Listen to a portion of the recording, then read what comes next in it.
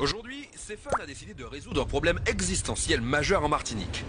Imaginez que vous habitez au centre de l'île. Le bulletin cyclonique annonce de la houle côté nord Atlantique et sud Caraïbes. Que faire Où aller? Grand-Rivière ou Diamant? Diamant ou Grand-Rivière?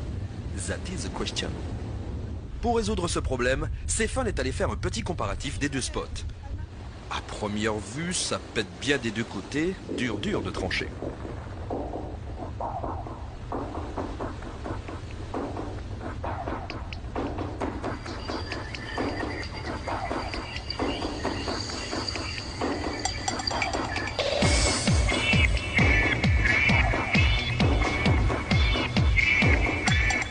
Vous l'avez remarqué, c'est en bodyboard que les vagues ont été testées. On a de la chance, il se trouve que les Martiniquais ne sont pas des chèvres en matière de body.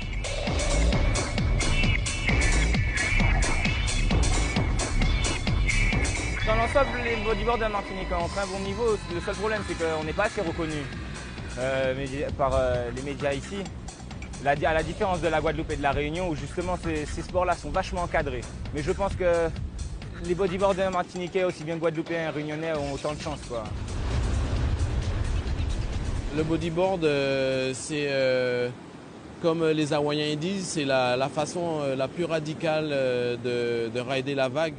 C'est-à-dire qu'on peut être très à l'intérieur, très au fond du tube, envoyer des manœuvres aériennes. Après avoir essayé les spots de Grand-Rivière et du Diamant, les gars donnent leur jugement. Alors, vent de mer ou vent de terre? Mer bleu turquoise ou eau verte? Sable ou galet? Oh, non, là on titille un peu. Au Diamant, c'est un spot de sable. Il y a une caille qui peut être à 10 mètres du bord, on va dire, je dirais même 15 mètres du bord de la plage. Et donc, la vague se crée à partir de la caille. La caille, en fait, elle crée le pic qui vient et que le pic fait un pic de droite et de gauche. Et c'est à ce seul endroit où il y a la caille, donc que la vague est présente et se forme et vient de manière régulière. Grand-Rivière, c'est un spot plus de riff. On va dire qu'il y a plus de corail en dessous. Et c'est une droite qui rentre dans le port de Grand-Rivière. Et il y a aussi un shore break.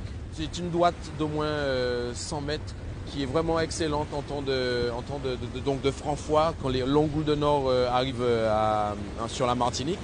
Donc il faut compter Toussaint, octobre, novembre, décembre. Et ça dure jusqu'en avril.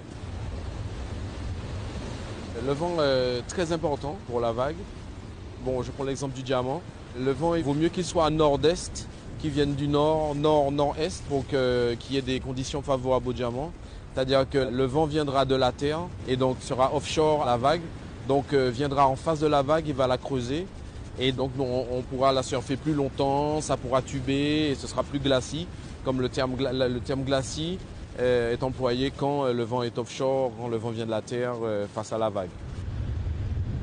Généralement, les meilleures conditions pour nous sont le vent de nord-est au Diamant, le vent de sud-est quand on est dans le nord, c'est-à-dire sur la côte nord atlantique Tartane, en fait sur toute la Caravelle, ainsi que la plage de Anse-Charpentier.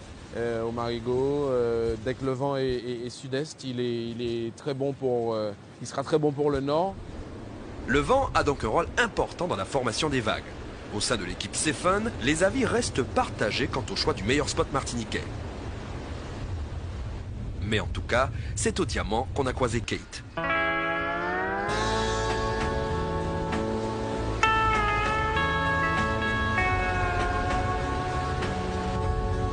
Comme les gars, on peut dire qu'elle maîtrise. Avec les garçons, c'est clair que le niveau il est plus élevé, mais en fait c'est un bon entraînement pour les compétitions. Parce qu'en fait, quand on va avec les professionnels, les filles pros qui font les compétitions à Hawaï, etc., c'est un bon entraînement pour pouvoir atteindre un meilleur niveau que si on surfe contre filles. Si après tout ça, vous n'arrivez pas à vous décider, vous pourrez toujours jouer à pile ou face. Prochain rendez-vous de bodyboard, si la météo le permet, le dimanche 2 février, au Diamant.